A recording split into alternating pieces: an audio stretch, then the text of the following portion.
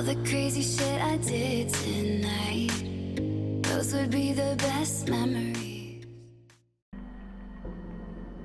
Okay, what the fuck is this, man?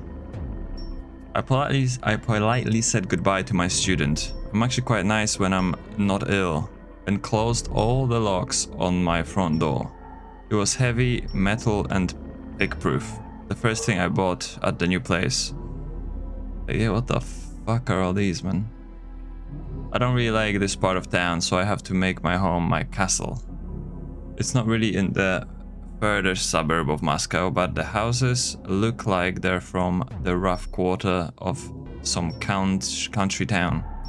The residents weren't any less depressing either. It was like I went back to the tumultuous 90s. The fuck does that mean? But some time ago, my parents fell for the cheap housing.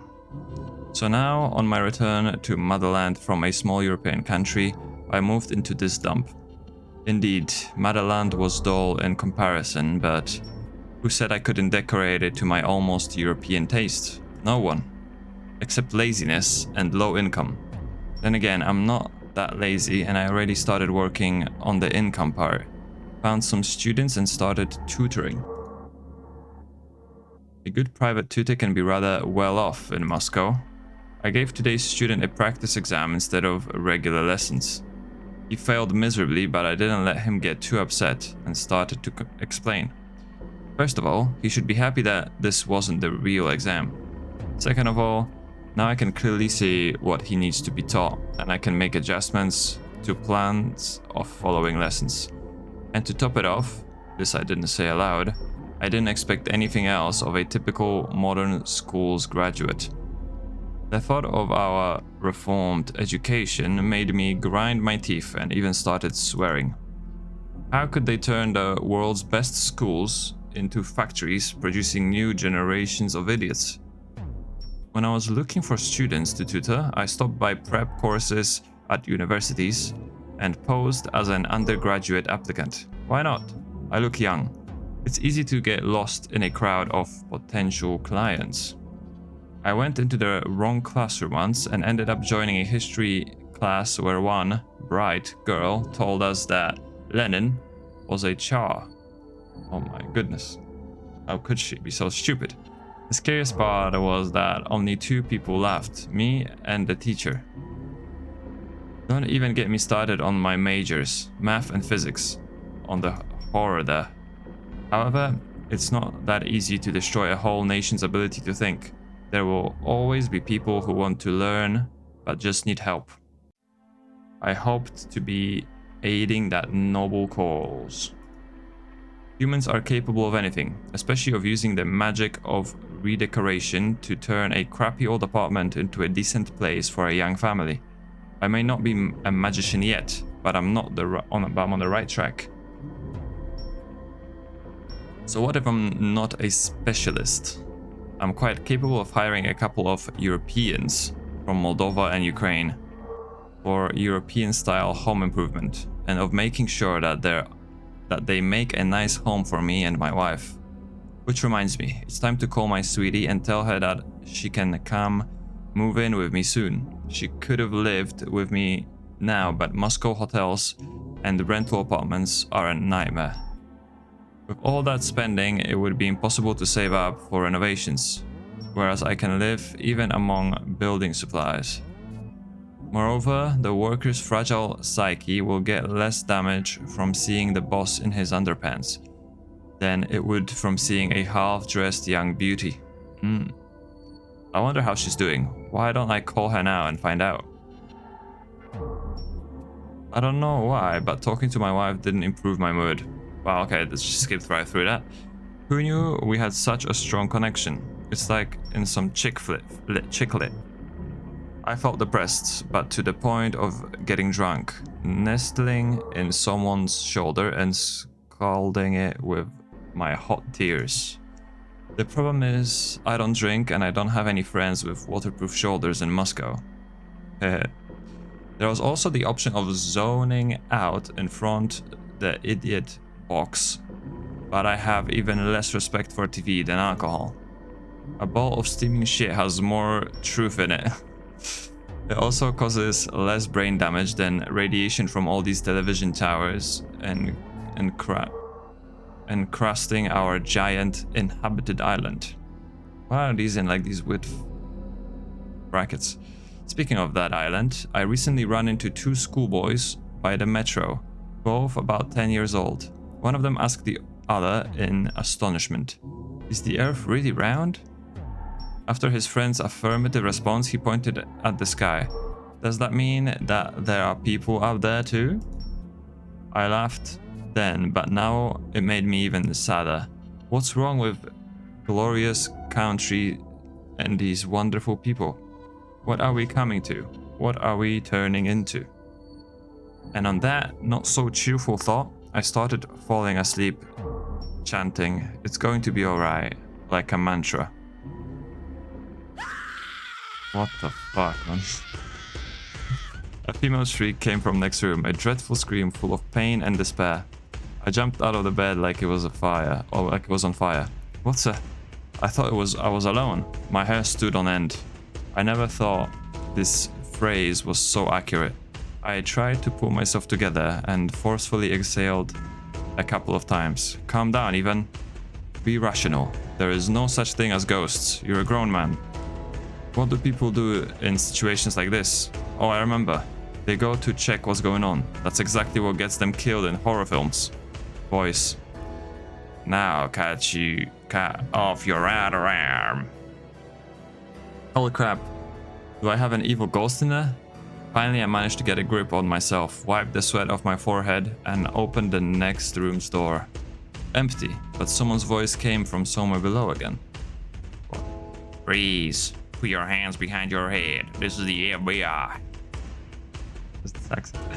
Damn it, it's the neighbors watching TV on maximum volume. The trembling wouldn't stop.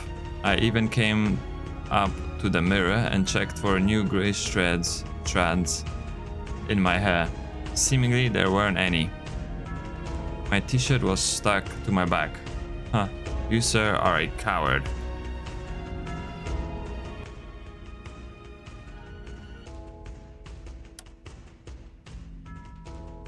If you think about it, hearing female death cries from the next room when you're home alone is enough to justify the pile of bricks. Enough. Sleep, sleep, sleep. They must be kidding. Apparently they've added even more volume. I grabbed a screwdriver and pounded on the battery. Come on people, you're not alone in this building. It's almost midnight. I'll break the screwdriver if I keep this up. In vain, for nothing. No reaction. I stomped and jumped on the floor a little bit. Then I tried pounding on the floor with a stool. And I think I heard some noise. They can't be serious. They hit the battery so I would stop making noise? I'm the one making noise? That's it. This is outrageous. I threw on a t-shirt and headed towards the front door. Time to meet my downstairs neighbors. I walked downstairs and faced the door of my noisy neighbors. Looks flimsy, and their light is dim. It's imprinted with someone's dirty fingers and fly butts. Anyway, I'm not here to read a book. The decorations are good enough to have an argument. I filled my lungs with air, reached for the doorbell and exhaled. No doorbell. Only two bare old wires. Oh, of course. Why fix the doorbell if you can just throw it away? Let the guests connect wires. Too bad I don't think of bringing my rubber gloves.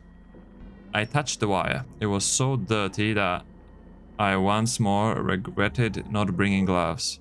The unpleasant doorbell sounded behind the door. And gunshots. Must be the FBI. I had to connect the wires twice more, and only then did I hear someone's shuffling behind the door. The Judas hole, blurred like the eye of a boiled perch when the dark. Who? Your damn neighbor. Then I realized the voice behind the door was elderly and regretted being so harsh. I'm from the upstairs apartment, here to introduce myself. I heard a cracking sound, which made me imagine someone unfolding a drawbridge to crush me. I even stepped back as if the door could really fall on me. The creaking ended with a click. Damn, the lock is old. Probably as old as the apartment's owner.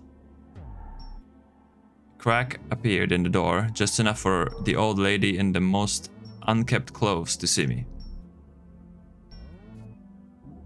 What do you want?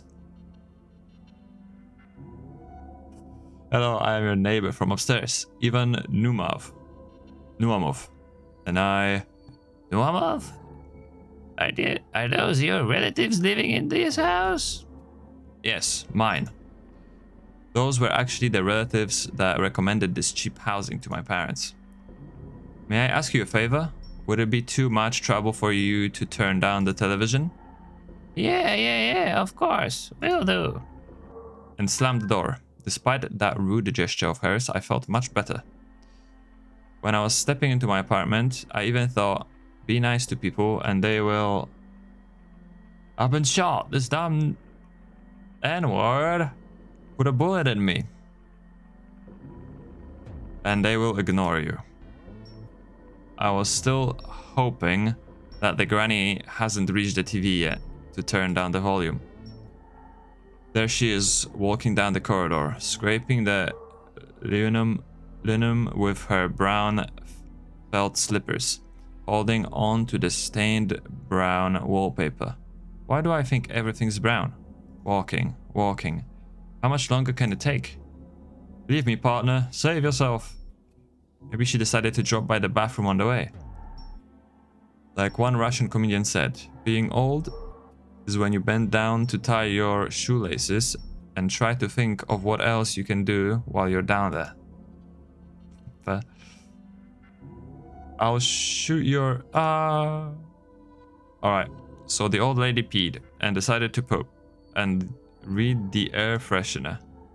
Studied every number of the barcode on the unopened roll of paper. Went back to the air freshener to compare Kazakh text to Russian. Nah, old ladies probably don't do that. They don't have the eyesight for it. What is it they do then? I'll avenge you, brother. Looks like they sleep, and there's no better lullaby for an old ladies than screams of foreign policemen. Now I thought I heard the drain. Was I right about the bathroom? Or am I lying to myself? I'll rip your heart out. Through your ass. Shit, that sounds serious. I wonder how our granny is doing. I hope she didn't accidentally rip something out of herself.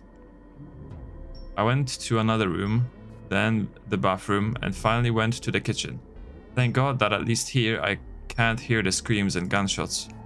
I brewed some green tea, waited, poured out the bitter part and made it again.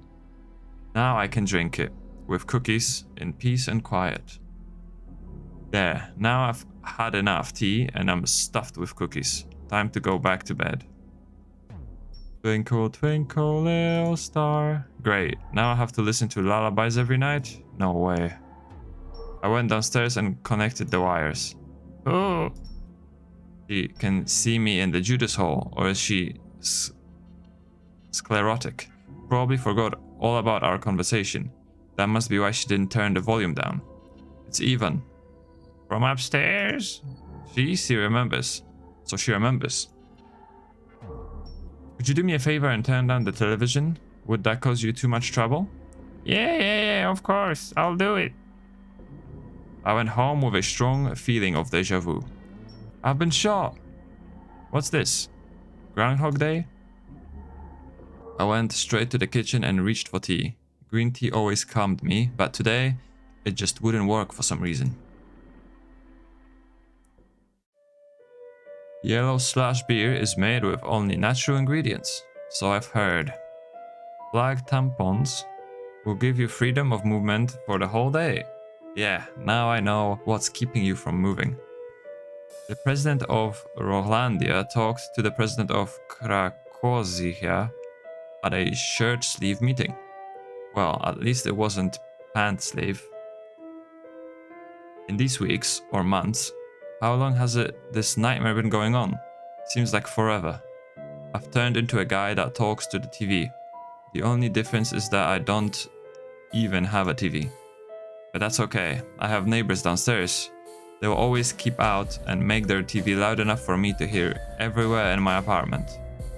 Tutoring is getting worse and worse. My students are close to leaving me because it's impossible to work in these conditions. I don't get enough sleep. I am an early bird and my zombie neighbors are, from the look of it, night owls.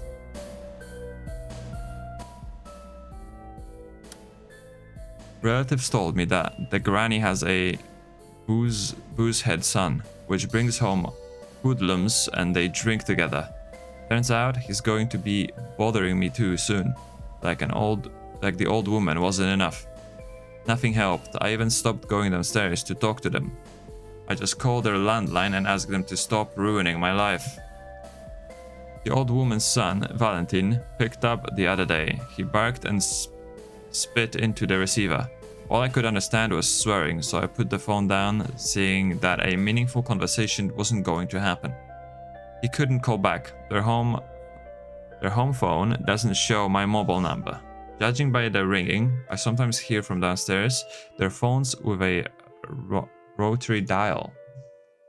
My phone call seems to have upset Valentin because the TV immediately got even louder than usual.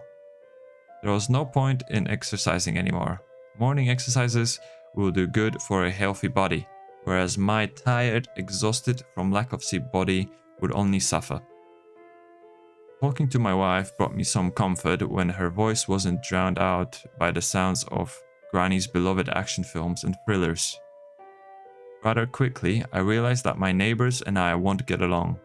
I need a new renovation concept, sound insulation, but the prices quickly changed my mind. It's probably cheaper to bring materials from Sartov or something, myself. As it turned out, even Sartov buys materials in Moscow, so buying materials there would be even more expensive. That option is off the table.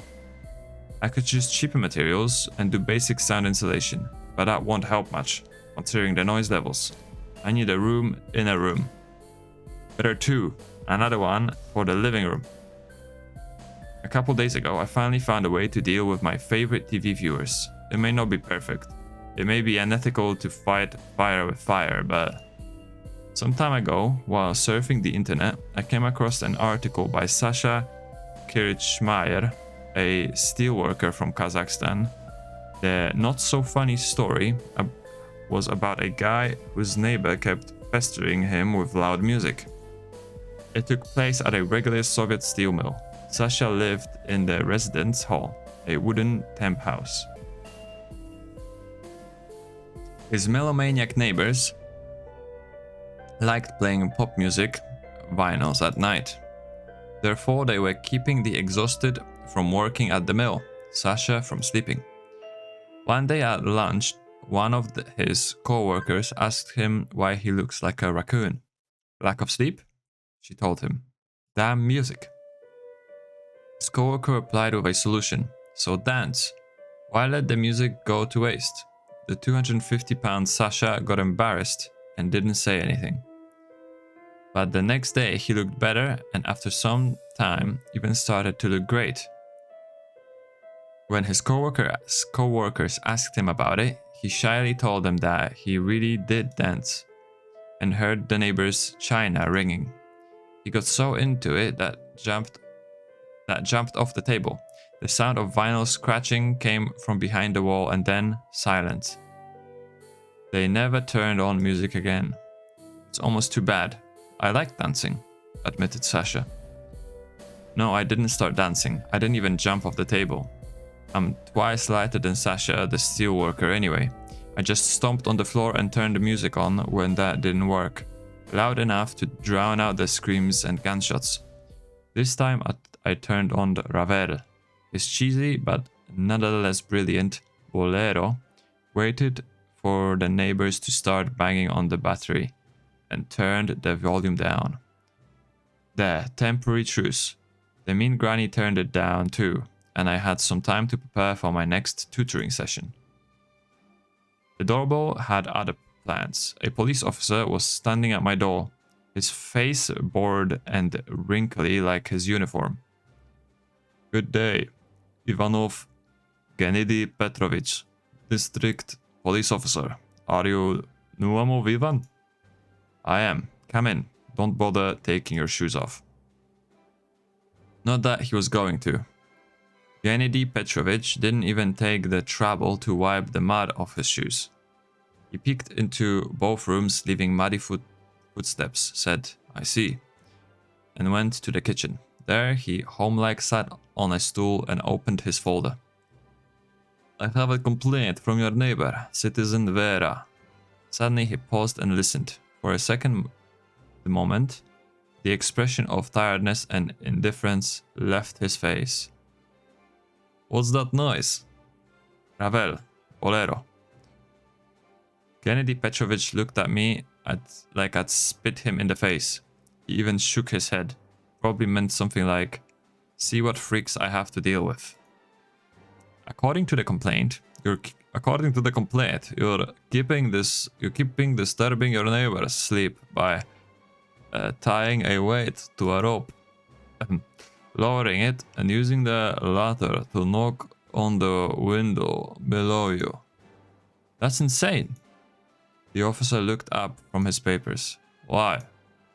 For a second, his intonation made me think that he could be somewhat concerned by the situation.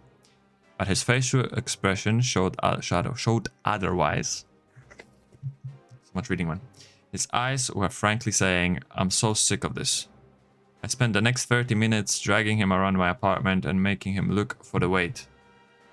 I took him out to the balcony, pointed at the old lady's windows, and assured him that such thin glass wouldn't live through being hit with an iron weight. I asked him to listen to the sounds coming from downstairs, but as luck would have it, the neighbors were dead silent. Judging by the look of indifference on the officer's face, he didn't believe me. After his phrase about how the old woman wouldn't lie, and you're even trying to make it her fault, my teeth started grinding. Literally. Just very quietly, so Gennady Petrovich wouldn't hear. I had a feeling this by far wasn't his last visit. I was right. Complaints kept being filed against me, one after the other. The unsuccessful and illogical weight was now some abstract heavy item. The most important thing was that this transformation satisfied the district police officer. He still saw me as a schizophrenic who's terrorizing an old woman by knocking on her window. So what if I was using something else? While I think of it, what could I be using? Maybe I should pour some salt in a sock and see how that would sound. No, that'd be crazy. Well, at least it will justify the complaints. Plus, the granny will see what it's like in my shoes for a change. But I had no idea what to do about Valentin. That dimwit started calling my relatives and threatening to hire some men to break my legs. It was even funny at first. I could imagine those menacing assassins, unsober and unshaven. There they are, cornering me in their alley, mumbling something in Valentin's voice, and trying to hit my legs with pieces of pipes. But my relatives quickly got tired of his phone calls. I gave them my voice recorder, but pensioners are never good with electronics, even if there are only 3 buttons. I ended up with the recording of a 2-hour discussion of the phone call that already happened. The conversation with Valentin wasn't recorded for some reason. I couldn't spend days sitting at their house with the voice recorder, but isn't there anything that can be done? Even if you were eaten, there are at least 2 ways out. I chuckled, imagining one of the ways, the unpleasant one. Looks like that's where I'm stuck. On the recording, my relatives finished discussing drunk Valentin and made assumptions that he wouldn't attack someone for no reason, which means Vanya, that's me, pissed him off somehow. You too, Brutus. Correction. You too, Brutuses. I barely stopped my teeth from grinding. Meanwhile, my loving relatives decided that I was under the influence of my woman and started discussing what was wrong with my wife whom they've never met. I turned off the voice recorder and almost didn't notice raising my arm to smash it against the wall. I've never seen myself be so impulsive. Damn crazy neighbors, damn Moscow, damn country.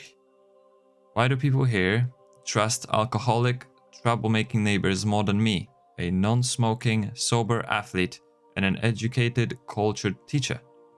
Maybe that's the problem. They feel closer to the alcoholic neighbor. They see him as one of them.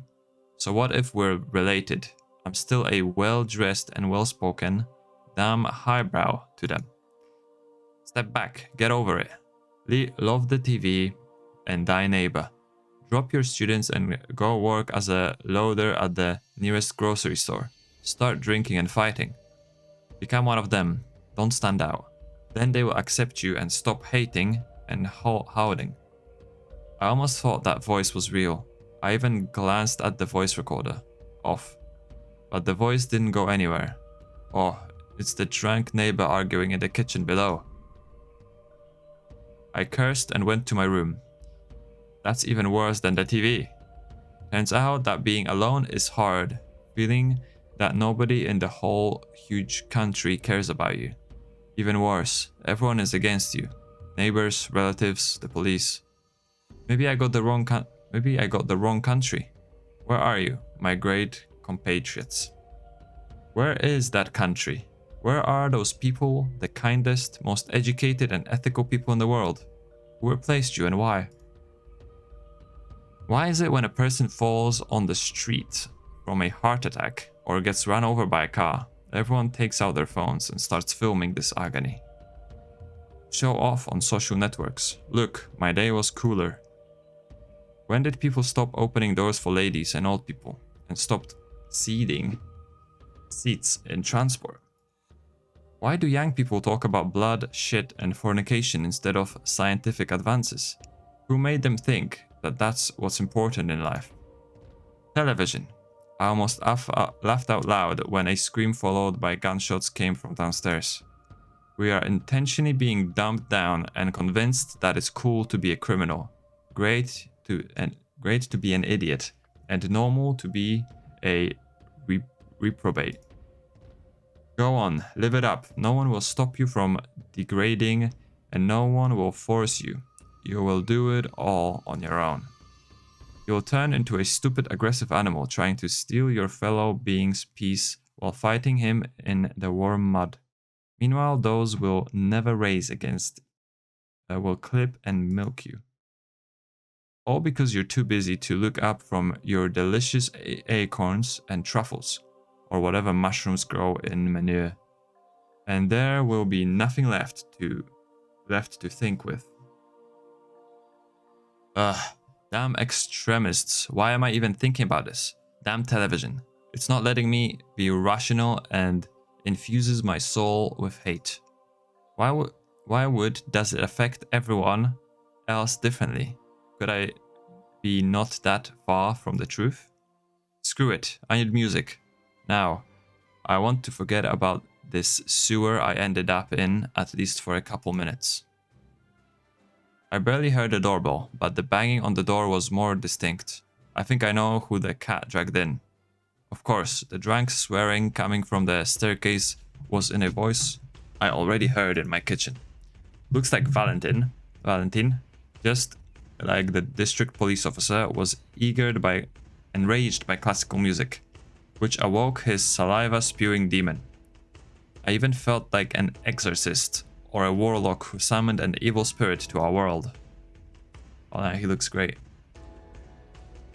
My first urge was to open the door and punch that sleazebag in the face, which made me somewhat ashamed of myself, so I paused. I stared at him through the Judas Hall for a while until it hit me that this is a gift of fate. I quickly called the police and told them that the drunk neighbor is trying to break into my apartment. Now all I have to do is have a little patience and this gentleman will be taken to the precinct. This incident will prove me right too. The police were taking their time. The neighbor's voice was starting to hoarsen. He even had enough time to dig in the fuse box, shut off all electricity in my apartment, run home and return with a knife. What the fuck?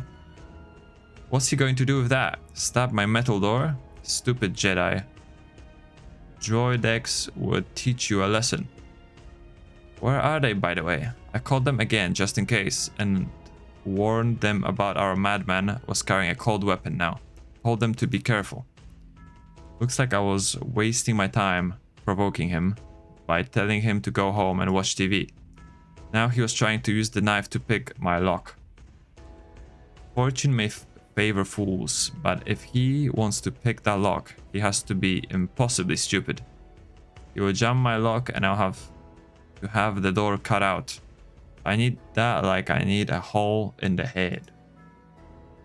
I shot a little video of me trying to shoo away that idiot and warning him that I will use pepper spray. After which I really did open the door, let out a squirt of pepper spray. Right into his drunk mustached face. Why not? I'd have to be dumber than he is to fight a drunk madman with a knife. I called the police again and warned them about the gas attack on my floor. Told them to take him at his place and that I will mail them the video and my complaint. I was hoping that they would keep him in the slammer for at least a day, but they set him free surprisingly quick. I didn't even have time to relax. On the following day, the district police officer came with a new complaint against me. Gennady Petrovich had a very judgmental look in his eyes, even though his eyes still had much more boredom and indifference.